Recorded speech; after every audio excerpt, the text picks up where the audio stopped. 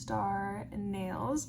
I did just get a palette with these pigment powders, so that's kind of what inspired today's look. If you want to see how I got them, then just keep watching, but I'm just gonna explain all the products really quick and kind of the steps to it, and then you can just watch throughout the video.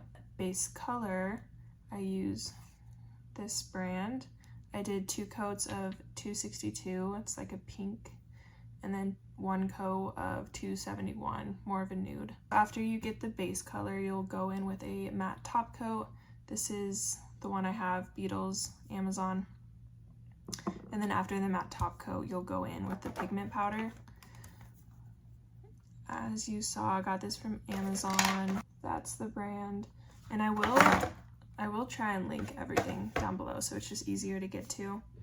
Another fun thing that I got is this metallic liner.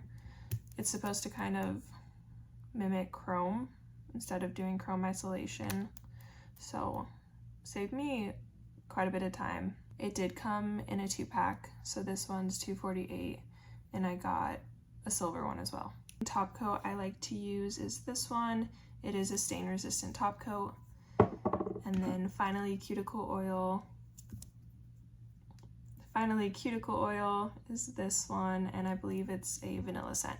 But yeah, I think that is everything I use really, besides like acetone and nail wipes and that type of thing. But for the nail art, those are all the things you'll need. Yeah, so today's video is just the nail art, just me painting them.